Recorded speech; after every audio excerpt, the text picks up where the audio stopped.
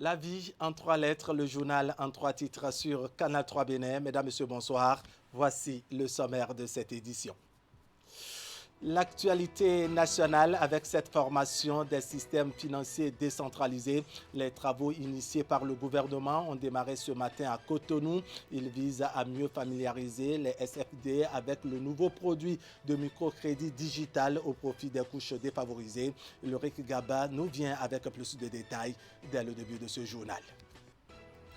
Le monde de l'épargne et du crédit toujours avec cette assemblée générale ordinaire du Centre pour la promotion de l'épargne et du crédit CEPEC. Les opérateurs se penchent depuis ce matin sur les rapports d'activité annuels des différents organes statutaires. La suite permettra de donner de nouvelles orientations à l'institution en vue d'accroître ses performances. À suivre également les causes et l'impact des accidents vasculaires cérébraux sur la personne humaine. L'AVC est classée deuxième cause de mortalité dans le monde par l'OMS et touche les personnes de tous les âges. Canal 3 Bénin fait un zoom ce soir sur les manifestations de ce mal et les thérapies suggérées par les spécialistes en la matière. Ce serait à travers des images tournées bien avant l'avènement du coronavirus au Bénin. Voilà pour le sommaire. Bienvenue. Bonsoir à tous. En prélude au lancement de son nouveau produit de microcrédit digital aux couches défavorisées, le gouvernement a entrepris de former 15 SFD, c'est-à-dire 15 systèmes financiers décentralisés retenus pour la circonstance. La formation est placée sous la tutelle du ministère des Affaires sociales et de la microfinance. L'autorité a d'ailleurs procédé ce matin au lancement des travaux de ce renforcement des capacités à l'endroit des partenaires. Voici le compte-rendu de Ulrich Gaba sur les images de Rachidi Soubirou. Face à la ministre des Affaires sociales et de la microfinance, 15 SFT, partenaires rigoureusement sélectionnés, pour suivre une formation. C'est une remise à niveau de 3 jours pour renforcer les connaissances de ces acteurs incontournables dans l'octroi de crédit aux populations. En effet, suite aux insuffisances notées dans les processus précédents, le gouvernement a fait l'option d'expérimenter la digitalisation du microcrédit. C'est l'heure de la capitalisation des atouts pour améliorer le processus avant la généralisation. En attendant d'évaluer tout le dispositif autour du MCM et d'y apporter les solutions adéquates, il était apparu nécessaire de relancer rapidement les opérations de microcrédit tout en maintenant les avantages de la digitalisation, à savoir la réduction des impayés, une meilleure identification des bénéficiaires et un meilleur ciblage. C'est donc ce qui a motivé la mise en œuvre du projet de relance des opérations de microcrédit au profit des couches démunies par le canal digital qui fait l'objet de l'atelier de ce jour. La vision du gouvernement est de faciliter l'inclusion financière des populations tout en limitant les impayés. Les 15 SFD retenus pour cette formation serviront donc d'interface officielle entre le gouvernement et les bénéficiaires du microcrédit digital. C'est pour cette raison que la ministre des Affaires sociales et de la microfinance en appelle au sens de responsabilité et d'engagement de ses partenaires. Un tel mécanisme ne peut être mis en œuvre efficacement sans une formation adéquate des acteurs pour son appropriation. C'est dans ce cadre que s'inscrit le présent atelier de formation des systèmes financiers décentralisés sur le nouveau mécanisme de microcrédit. Votre choix témoigne du sérieux que vous avez dans la conduite de vos activités quotidiennes. Je souhaiterais que vous fassiez preuve du même sérieux et du même engagement dans la mise en œuvre de ce projet pour le bonheur des bénéficiaires. 3 jours durant, les participants à la formation seront outillés sur les avantages de la digitalisation du microcrédit. Ils pourront également contribuer à l'amélioration des failles relevées lors de la phase pilote du processus. Ouverture ce mardi matin des travaux de l'Assemblée générale ordinaire 2019 du Centre pour la promotion de l'épargne et du crédit CEPEC. Les coopérateurs réunis à Boumé-Calavi se sont penchés sur les rapports d'activité annuels des différents organes statutaires en vue de leur adoption. Ils ont également défini des perspectives dans le sens du renforcement des performances de l'institution. Reportage. Qui ne dit rien, consent. Donc, on peut valider alors. Un Un ordre du jour validé en 6 points, axé notamment sur l'adoption des rapports d'activité des différents organes statutaires. La coopérative pour la promotion de l'épargne et du crédit CEPEC lançait alors son assemblée générale annuelle pour le compte de l'année écoulée. Les coopérateurs ici réunis ont l'occasion de se pencher sur les états de service des différents organes pour non seulement apprécier ce qui est fait, mais définir et indiquer le cap.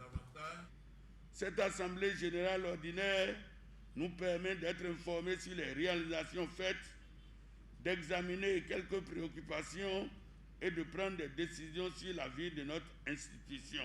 C'est ici le lieu de vous faire part de nos performances et aussi de nos faiblesses par rapport à l'environnement de plus en plus concurrentiel, tout en évoquant les défis à relever dans notre écosystème pour renforcer l'ancrage de la CEPEC dans le monde de l'inclusion financière.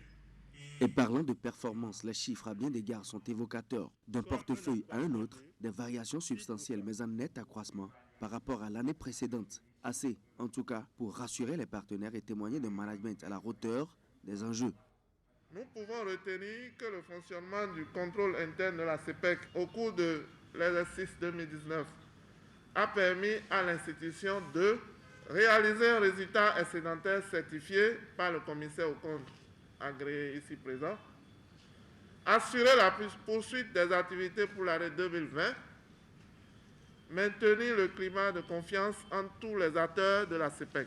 Ce qui est formidable en 2019, nous avons plus de confiance et nous avons bénéficié, n'est-ce pas, donc, de soutien financier de part et d'autre. Dieu merci, on a pu dégager un excédent brut d'exploitation excédentaire, comme on le dit. La CEPEC en 2019, c'est donc encore plus d'adhérents pour une tendance haussière des dépôts à terme et par ricochet, une évolution des encours de crédit.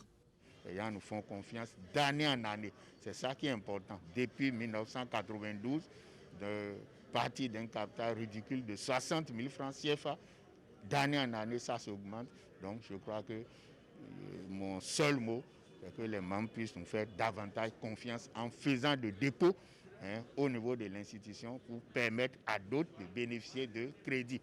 Une manière de contribuer au développement de notre pays.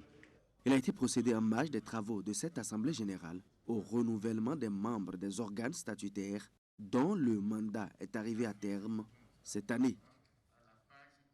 On va jeter un coup d'œil sur ces images qui suscitent la frayeur. Les images donc de l'accident de circulation survenu ce mardi matin à Cotonou. 2 personnes, un homme et une femme, ont littéralement péri dans ce drame. À cela s'ajoutent des blessés graves et des dégâts matériels. Les témoins expliquent que le camion Berne, auteur de l'accident, descendait du passage supérieur de Weiro en direction de Vedoko et le conducteur ayant aperçu le feu tricolore du carrefour Sika Toyota a perdu le contrôle du camion qui avait de mal à freiner. Le véhicule s'est alors engagé sur le trottoir, enchaînant ainsi des dégâts et surtout des victimes. On va écouter à cet effet les explications de quelques rescapés de ce tragique accident. Le camion est parfait pour ça, les moyens sont parfaits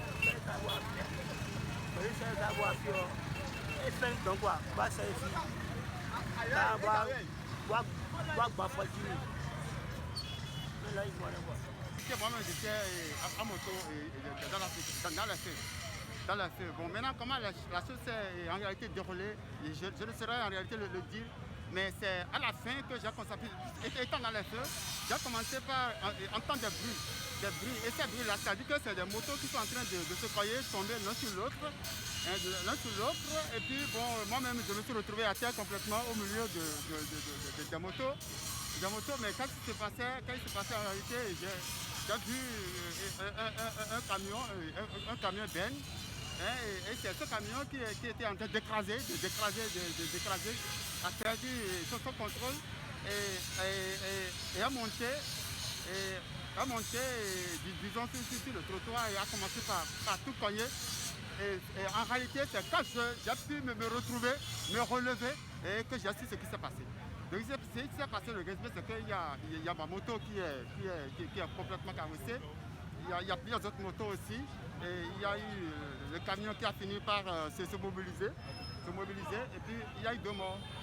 y a eu 2 morts, c'est comme ça. Donc j'ai eu des blessures. Voilà, ce énième cas d'accident vient remettre sur le tapis le sempiternel problème de l'excès de vitesse sur nos axes routiers, mais surtout l'état défectueux des gros camions dans la circulation. Alors, usagers de la route, redoublons de vigilance car, dit-on, prudence est mère de sûreté. Autre détail de l'actualité ce soir, c'est la grande saison des pluies qui s'installe dans le sud de Bénin. Depuis quelque temps, il ne se passe de jour où Dame Nature ne déverse ses eaux sur la ville de Cotonou et environ. Les effets sur les habitants de la capitale économique sont diversement ressentis par endroits. Nombre de routes qui prenaient de l'eau en échappent aujourd'hui, tandis que d'autres sont submergées. Voici le constat fait par Siongbon Kanya Siongbon et Henri Ganti. 3 jours d'intenses pluies, mais la circulation sur ces tronçons est fluide. La voie pavée du quartier Ménotin à Cotonou, qui sert de contournement côté ouest de la ville, échappe ainsi aux affres des intempéries qu'il avait toujours noyé dans les averses de la saison de pluie. Le projet asphaltage en cours dans le quartier et alentour a permis la réalisation d'ouvrages d'évacuation des eaux de ruissellement. Si vous avez constaté que sur d'autres axes, il n'y a pas de stagnation, c'est dû à certains facteurs, dont notamment les travaux d'asphaltage, les travaux de Pujemu, mais aussi aux travaux que la mairie, la municipalité même, a entrepris. Maintenant, pour ce qui reste, en cette période où nous sommes là, tout de suite là,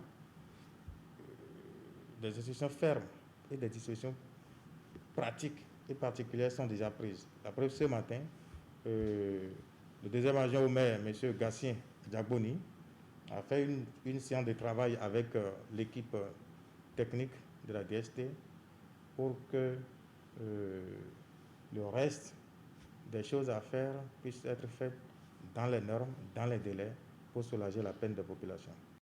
Plus loin, en remontant la ville vers le sud, l'axe Sainte-Rita Carrefour à Gontincon ploie sous l'eau.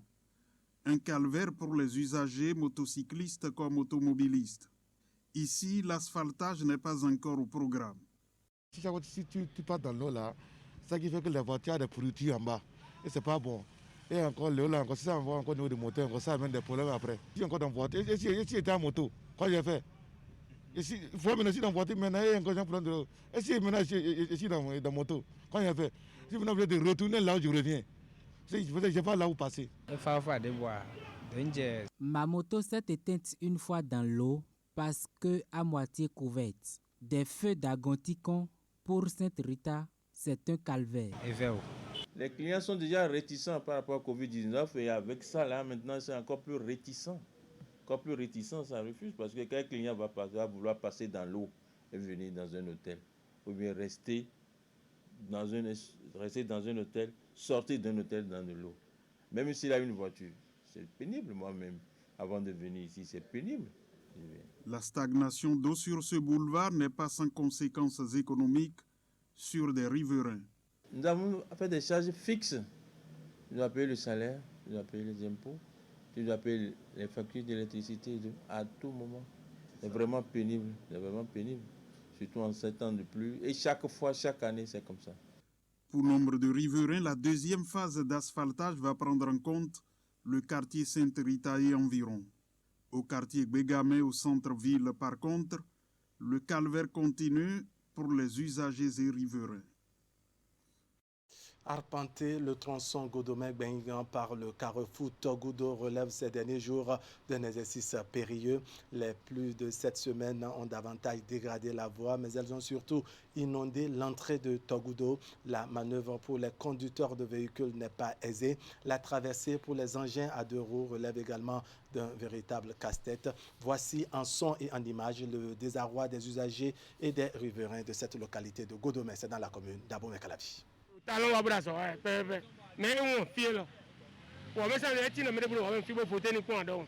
Quelques jours seulement de la saison pluvieuse et la voie à l'entrée de Togudo devient impraticable. Nous sommes dans l'arrondissement de Godomé, dans la commune d'Abomey-Calavi. Ici, automobilistes et motocyclistes se bousculent sur cette voie dégradée et inondée. Mais à la recherche de passages moins périlleux, certains usagers font preuve de discipline. Dans un rang, ils essayent de traverser sans incident. Regardez l'état de la voie que nous empruntons tous les jours. Et on en parle depuis des années et les autorités ne se manifestent pas. Et chaque année, nous rencontrons ces calvaires-là. Même les autorités aussi sont dans le quartier. Ils passent par ici toutes les fois. Mais il faut dire que depuis là, ils n'ont pas trouvé une solution. L'état de la voie, ce n'est pas du tout normal. Autant de la pluie, on ne sait pas là où on va passer pour aller en ville. Pour rentrer chez soi ou vaquer à ses occupations, les riverains font face à ce casse-tête.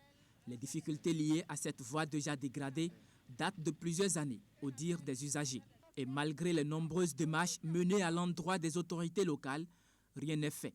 Face au silence de ces dernières, ils se tournent vers l'exécutif et appellent le chef de l'État à leur secours. La route est tellement dégradée depuis des années, ce n'est pas cette année. Mais on appelle les autorités au secours. Mais jusqu'à présent, ils ne viennent pas. On avait crié au secours avant le commencement de la pluie, mais ils ne sont pas arrivés. Nous lançons un appel à l'endroit des autorités, plus précisément le président de la République. On aurait voulu qu'ils fassent comme le calvaire de Fidjosé par exemple, ce qu'ils ont réalisé là, à Agla. Et tout le monde circule librement maintenant, même s'il pleut. En attendant, les usagers du tronçon Togodo-Womé continuent de souffrir le martyre. Et au vu de la situation, leur calvaire est loin de terminer puisque la saison des pluies ne fait que commencer. Face à la flambée des cas confirmés du coronavirus au Bénin, comment faire pour rompre la chaîne de contamination dans la commune d'Abomey-Calavi? La question a fait l'objet d'une séance de travail qui a réuni dans l'après-midi d'hier les chefs d'arrondissement de la commune d'Abomey-Calavi autour du nouveau maire Angelo Arwanginou. La séance de travail a été élargie aux forces de sécurité publique officiant dans la commune. On va faire maintenant le point avec Narcisse Alossé et Moufid Saboura. Les dernières statistiques sur la COVID-19 au Bénin placent la commune d'Abomey-Calavi dans la tête de peloton des localités les plus touchées et le conseil communal se met en état de veille. Quelques jours après l'appui matériel apporté aux usagers des marchés, le maire de la commune sonne ici une mobilisation des chefs d'arrondissement et des forces de sécurité publique pour une réflexion autour de cette urgence sanitaire. Pour la sauvegarde de l'ensemble de nos populations, il valait la peine que nous-mêmes nous fassions des gestes, comme vous l'avez si bien commencé dans certains arrondissements, je l'ai vu sur les réseaux sociaux la dernière fois, c'est des gestes nobles. Il faut que nous puissions les doter d'un certain nombre d'outils allant donc dans la protection contre cette maladie-là. Parce que nous savons, le pouvoir d'achat de nos populations aujourd'hui est très faible. Il faut qu'il y ait un délai de sensibilisation parce que les gens ne comprennent pas encore ce qu'ils appellent Covid-19. Si vous regardez France 24, où on te dit qu'il y a 2000 morts aujourd'hui, 1000 morts aujourd'hui, dans un pays seul, ça a déjà commencé au Bénin. La mise à contribution des crieurs publics et des conseils de village et de quartier de ville, le renforcement de la collaboration avec la police républicaine, l'interdiction des cérémonies festives et autres manifestations grand public, bref, bien d'autres propositions ont été faites pour renforcer la sensibilisation dans la commune. Il faut que le CA sonne la lettre et nous rassure.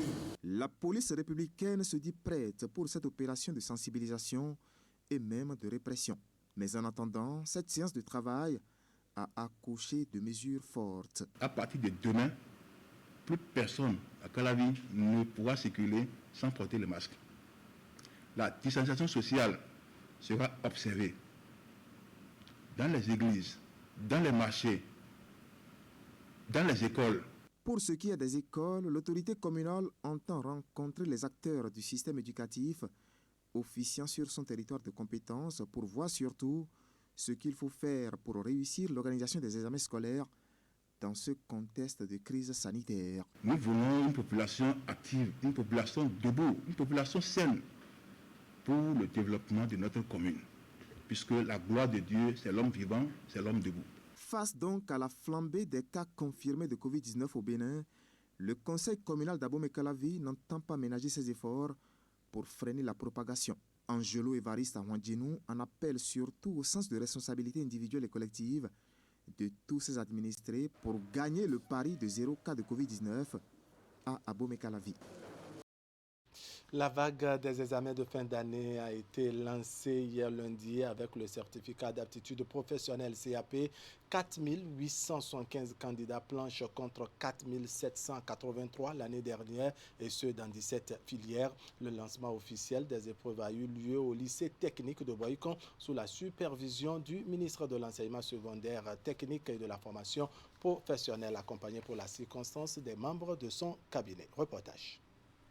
L'examen est le premier de la série qui se déroule chaque fin d'année. Le certificat d'aptitude professionnelle CAP, session de juillet 2020, a démarré ce lundi sur toute l'étendue du territoire national. Au total, 4 875 candidats composent dans 17 filières. Ils sont répartis dans les 15 centres retenus à cet effet. Mais au lycée technique de Boycon, où nous procédons au lancement avec M. le ministre, ils sont au nombre de 483 candidats qui composent dans 18 différentes salles et dans 6 filières principales.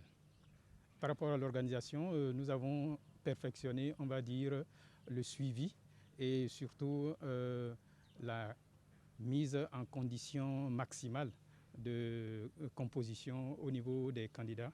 Et il fallait intégrer également le niveau d'évolution dans l'exécution des programmes de formation, surtout au regard de la pandémie qui a sévi cette année. 4 options sont concernées par cet examen, à savoir sciences et techniques industrielles, STI, enseignement familial et social, EFS, hôtellerie-restauration, HR, et sciences techniques des métiers d'art, STMA. La cérémonie officielle de lancement des épreuves a eu lieu au lycée technique de Boycon.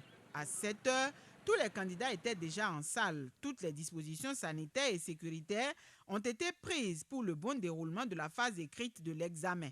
À la tête d'une forte délégation, le ministre Maouyon Kakpo a sillonné quelques salles sur les 18 qui accueillent les candidats du ZOU.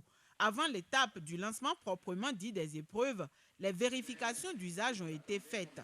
La composition a démarré à 8 heures précises. Cette année, nous avons constaté qu'il y a un léger accroissement de l'effectif, un accroissement de 1,92% comparativement à l'année dernière.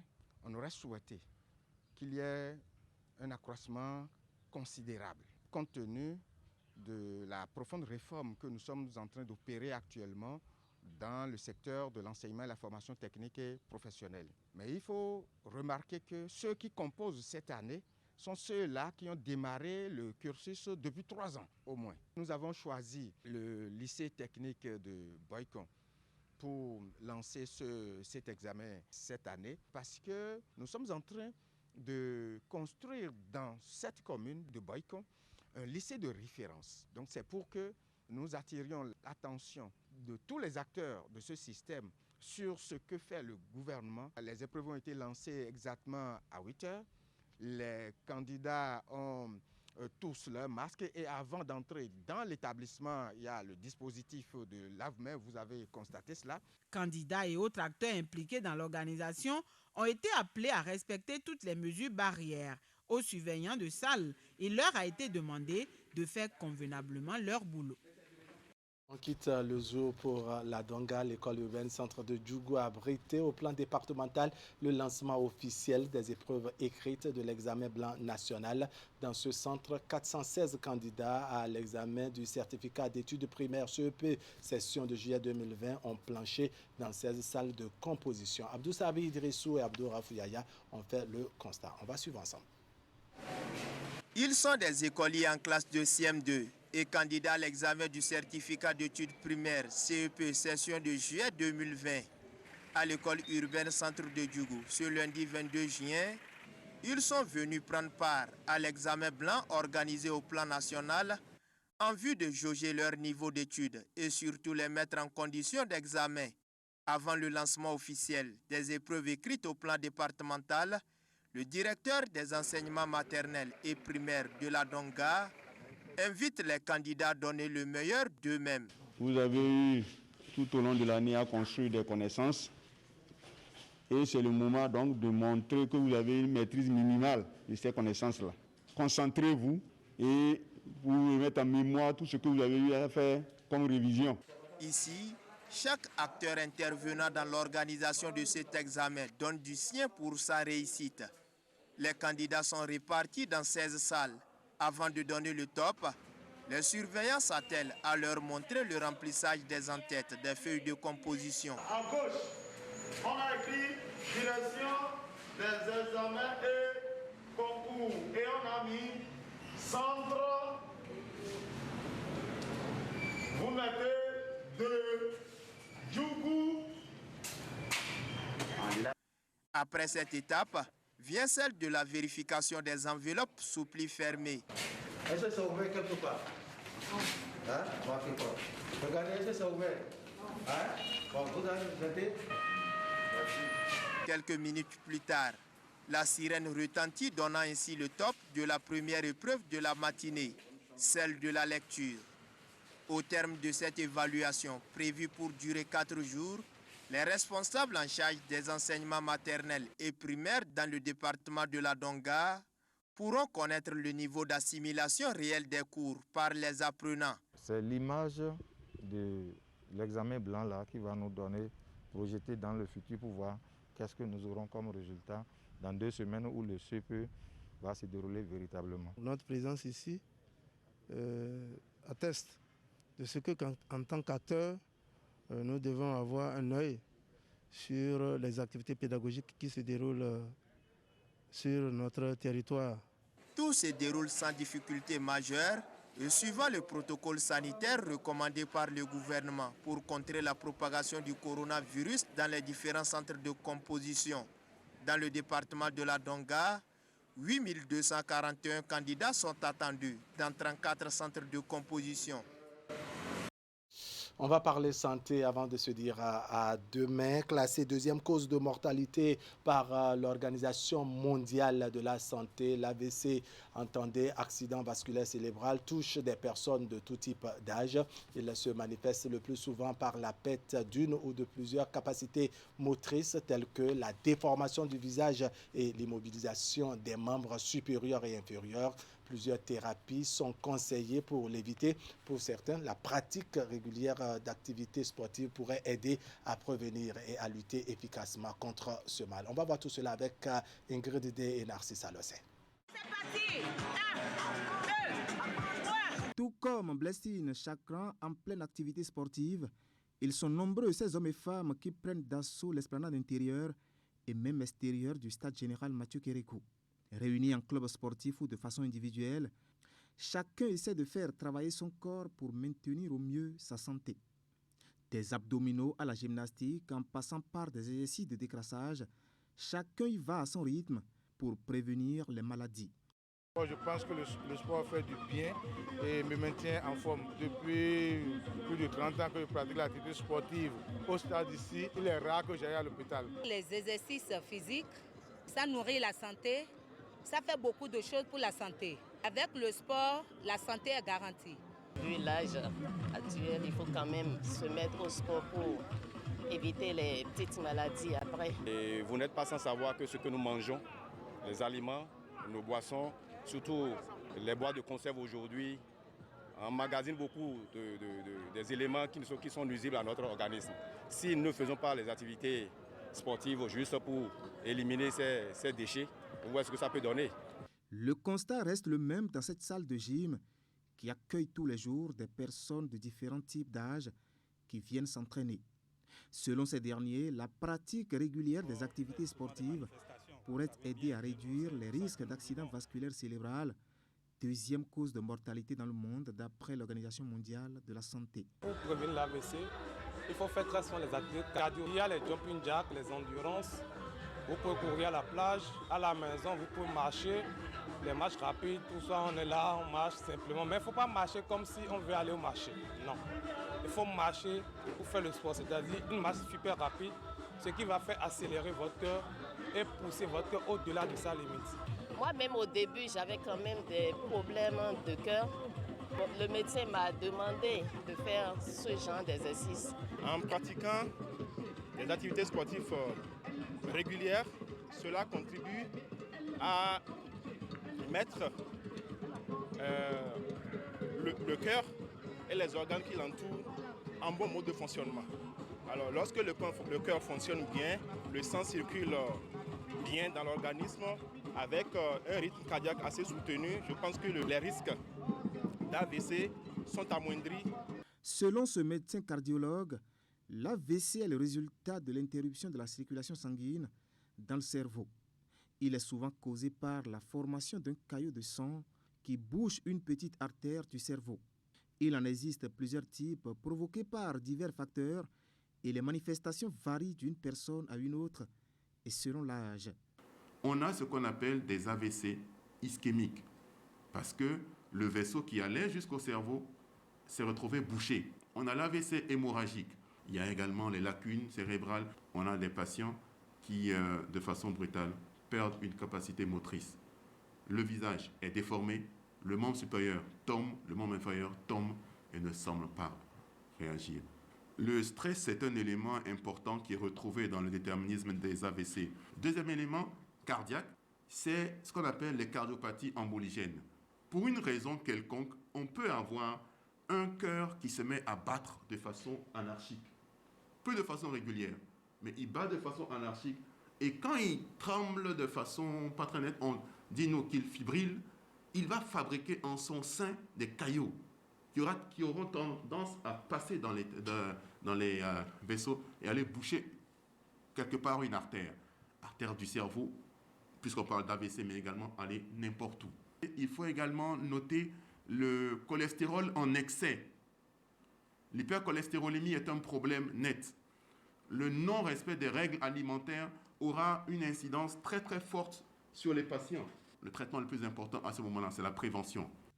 L'accident vasculaire cérébral est un mal qui n'épargne personne, même pas les plus jeunes, confirme Dr Hervé Aïssi. Et le sport reste, selon lui, l'une des thérapies conseillées pour le prévenir. Faire du sport est assurément quelque chose de très intéressant et qui va aider parce que le sport entre dans les conseils qui sont recommandés. Maintenant, il faudrait que l'activité physique soit encadrée. Avant de démarrer une activité physique, je prends le temps d'un bilan cardiovasculaire avant. J'informe mon médecin cardiologue. Ah, j'aimerais bien avoir une activité physique. Docteur, qu'est-ce qu'on peut faire comme bilan pour que je puisse voir clair et que je comprenne est-ce que je peux, à quelle intensité, à quelle vitesse. L'activité physique qui est recommandée n'est pas une activité qui est intense, qui épuise, qui soit brutale et qui soit intensive d'emblée. Il faut aller très progressivement. En cardiologie et dans la plupart des disciplines médicales, nous recommandons aux patients 30 minutes d'activité physique simple. On peut marcher 30 minutes chaque jour ou au moins 4 fois par semaine. C'est significatif. Outre les activités sportives qui constituent un moyen de prévention, il est conseillé de manger moins gras et salé. Surtout, beaucoup se reposer, éviter la consommation du tabac et de l'alcool. Selon le cardiologue, il faut également adopter une alimentation riche en fruits et légumes. Par ailleurs, il est recommandé d'éviter les milieux bruyants et les situations de conflit. Voilà, reportage signé Ingrid D, présenté par Narcisse Alossé. Il faut préciser, comme je le disais en titre, que ces images ont été tournées avant l'avènement du coronavirus au Bénin. En ce moment, on ne parlait pas de port de masque ni de gestes barrières. Mesdames, Messieurs, ce serait tout pour cette édition. Merci de nous avoir suivis. L'information continue sur Canal 3 Bénin. On va se retrouver demain à 19h30 pour partager le reste de l'actualité. Comme d'habitude, on va se retrouver très tôt pour fêter ensemble les parutions du jour. Ce serait la une des journaux sur Actu Matin. Allez, portez-vous bien.